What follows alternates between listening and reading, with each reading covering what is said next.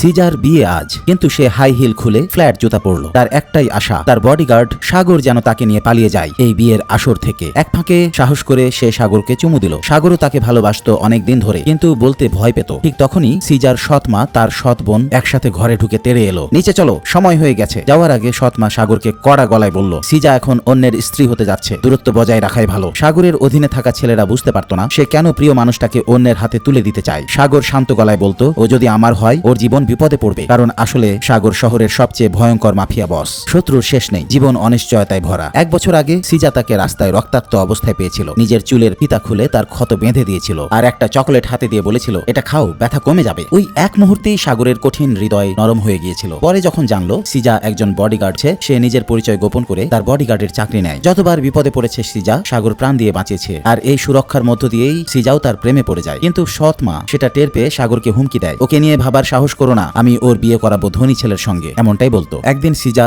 সাহস করে সাগরকে জিজ্ঞেস করলো, তুমি কি আমায় একটু হলেও ভালোবাসো? সাগর চুপ করে থাকলো। উত্তর না পেয়ে সিজা মন ভেঙে ফেলে সৎমার বলা বিয়েতে রাজি হয়ে গেল। বিয়ের পোশাক পরার সময় সে কষ্টের হাসিতে জিজ্ঞেস করলো, যদি আমার স্বামী আমায় কষ্ট দেয় তুমি কি করবে? সাগর চোখ নামিয়ে বলল, তোমার পাশে চুপচাপ থাকবো। সিজা রাগে চলে গেল। বিয়ের দিন সাগর ব্রাইডাল শপে গিয়ে দেখলো আয়নার উপর একটা মানচিত্র আঁকা, যেখানে পালানোর পথ দেখানো। দোকানদার বলল, এটা সিজা এঁকেছে। সাগর তখনই বুঝলো সিজা পালানোর পরিকল্পনা করেছে। সে সিদ্ধান্ত নিল এবার আর পিছু হটবে না। কিন্তু গাড়ির পার্কিং এ পৌঁছা মাত্রই সৎ মার লোকেরা তাকে আক্রমণ করলো। রক্তাক্ত অবস্থায় সে শেষে চার্চে পৌঁছালো। সেখানে সিজা মঞ্চেই দাঁড়িয়ে আংটি পড়ছে। এক মুহূর্তের দ্বিধায় সাগর পেছন ফিরে যেতে চাইলো, কিন্তু সিজা হঠাৎ চিৎকার করে ডাকলো, সাগর! সে দৌড়ে এলো, চোখে ভয় আর বিশ্বাস একসঙ্গে। আমায় নিয়ে চলো, সে বলল নিঃসংকোচে। আর কোনো কথা না বলে সাগর তার হাত ধরলো, আর তারা একসঙ্গে দৌড়ে পালিয়ে গেল। পেছনে গর্জে উঠলো সিজার বাগদত্তার তেড়ে আসার আওয়াজ। বন্ধুরা, তোমাদের নিজের নাম নায়ক নায়িকার নাম বানাতে কমেন্টে নাম জানাও, সামনের কোনো ভিডিওতে আসবে সেই নাম।